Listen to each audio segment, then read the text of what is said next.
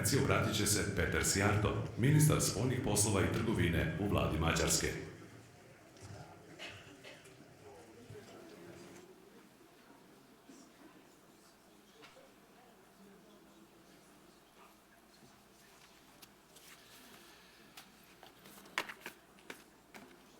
Good afternoon, ladies and gentlemen. Let me start by expressing my appreciation to the organizers and to the government of Serbia for the invitation and the possibility to address this audience on the occasion of this year's Belgrade Energy Forum. The request on behalf of the organizers was to say something before the panel about the future of the carbon neutral energy will be started. So let me first emphasize what we think are the obligations of a government when it comes to carrying out a responsible energy policy. Now, when it comes to responsible energy policy, we do believe there are two aspects which must be put very strictly into consideration. First, that the supply must be safe. Safety and security of supply must always be the #1 priority. And the second aspect which must be put into consideration is the protection of the environment. And if you look at these two aspects, I think it's obvious that it is only possible to address these two issues simultaneously in case energy policy is no longer a hostage of ideology, and in case energy policy is no longer hostage of hypocrisy.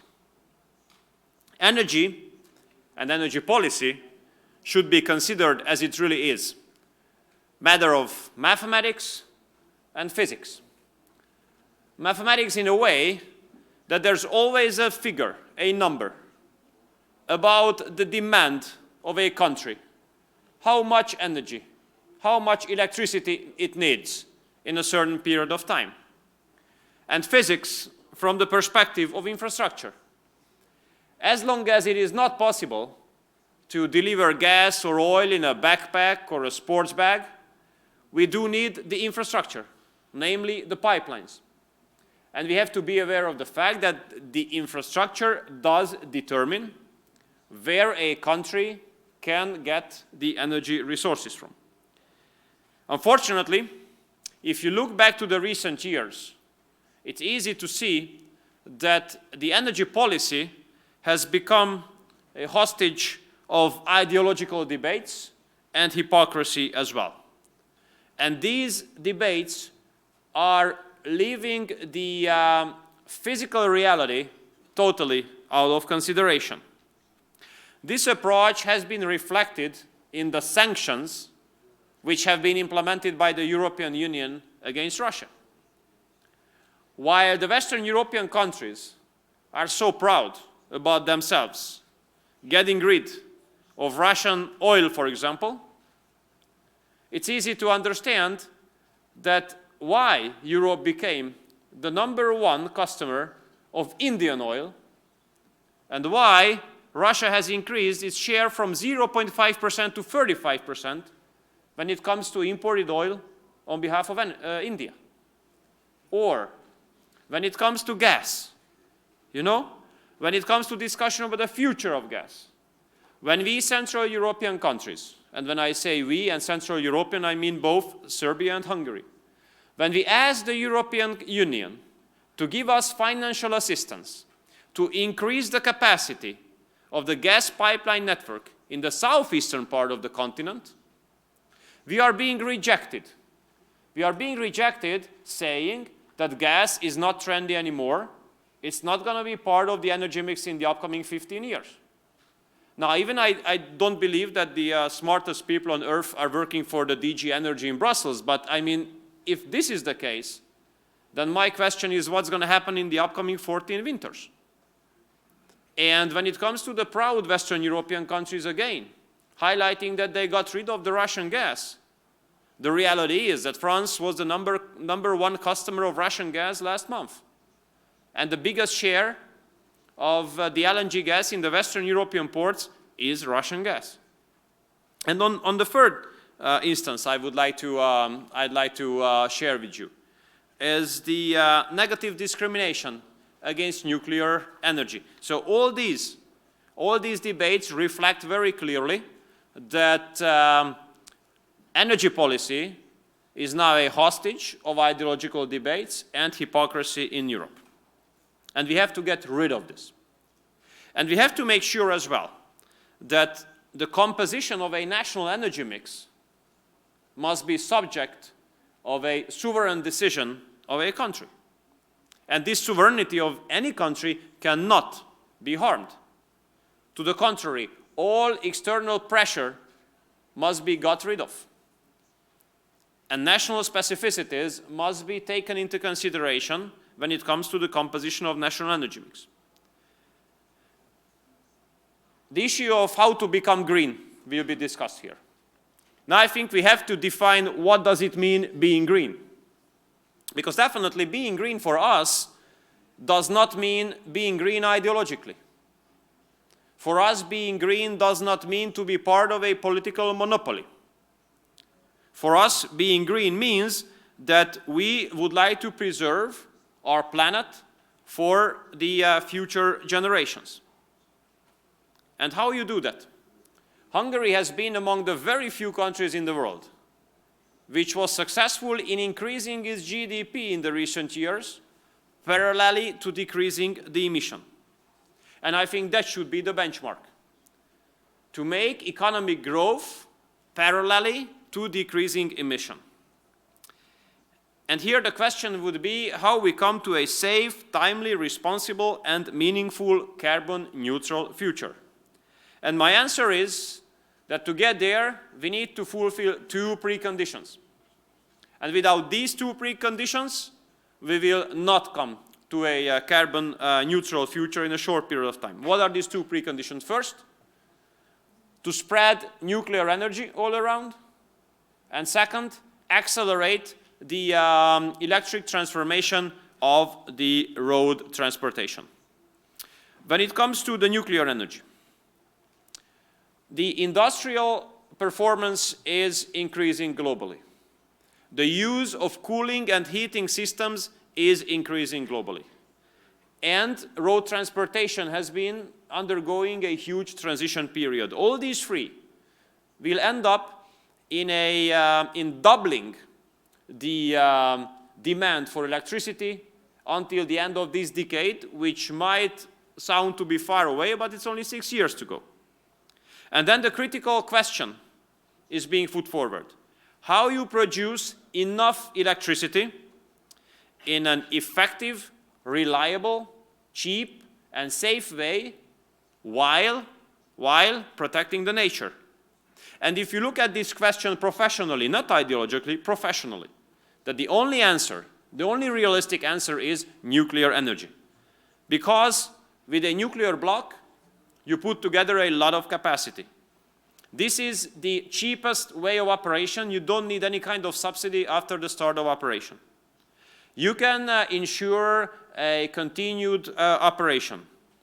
You can decrease emission, and with the redundancies, you can make sure you can guarantee security. Let me emphasize the Hungarian example.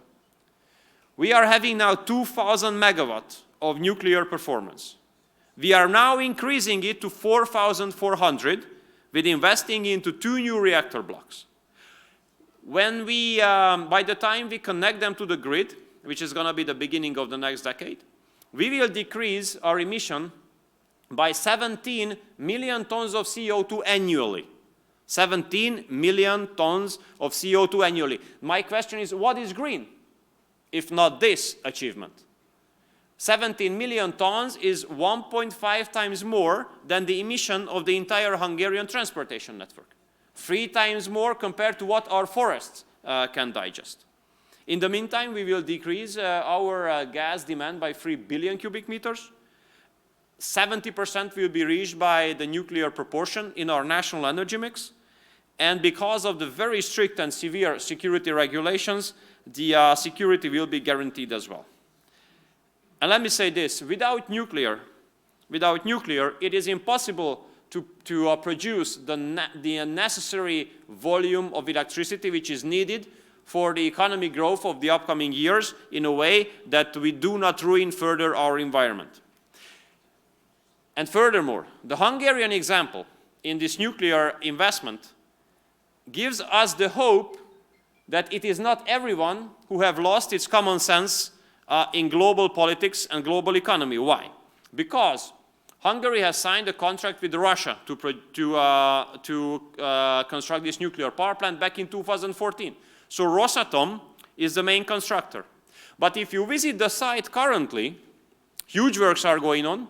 You will see German, French, and American subcontractors working on this project, paid by Rosatom, paid by the Russians. So it shows very clearly that at least on the nuclear field, there were business leaders who were able to maintain common sense, and instead of dividing the world into blocks, they worked together on the basis of connectivity. Not to speak about the fact that Russia was the #1 uranium supplier of the United States last year.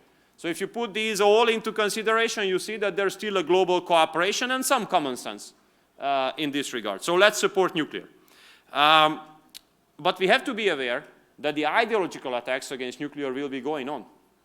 And therefore, the nuclear coalition in Europe, led by France, this is our great luck that France is on our side in this regard, the nuclear coalition led by France must fight against all attempts of negative discrimination against nuclear. And my second precondition without which we will not be able to reach carbon neutrality in the future is that if we do not support and if we do not accelerate road transportation to be transformed to electromobility, then we will not have the hope to reach our green goals. There has been a political decision in Brussels about the electromobility. It was a political decision. We can debate whether the deadline was realistic or not, but the decision has been made.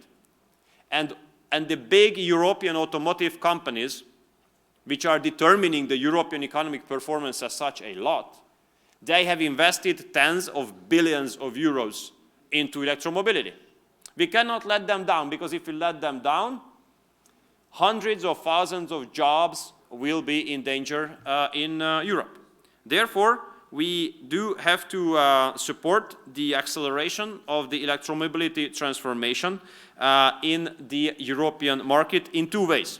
First, we have to help demand to increase, to grow, through which the European automotive companies will have the chance to sell their cars.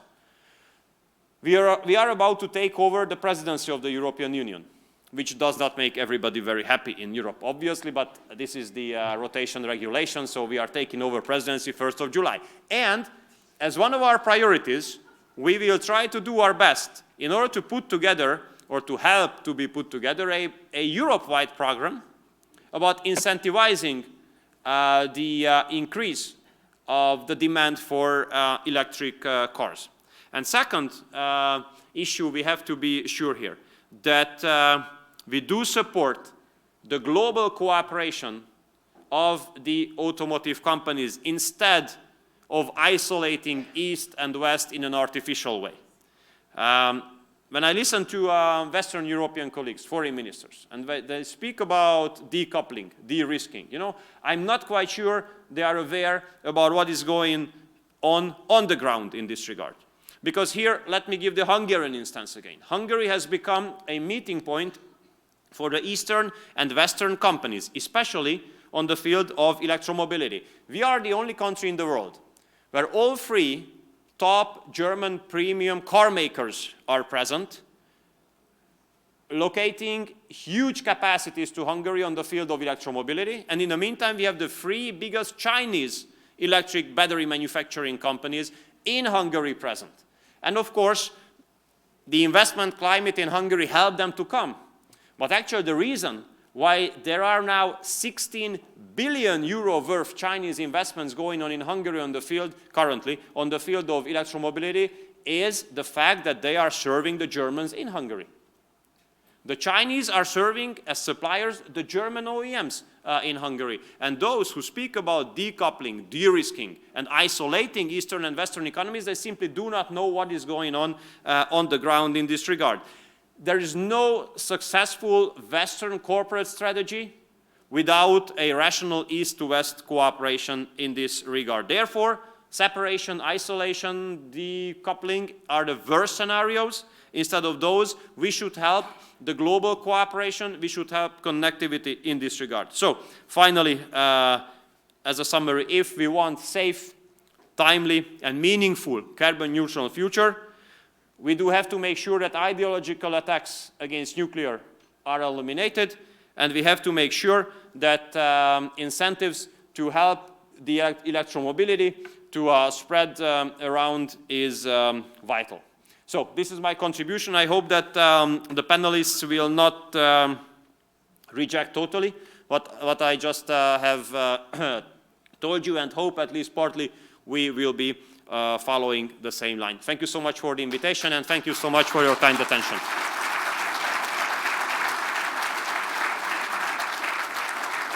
Pozivam scenu Borisa Kostadinova.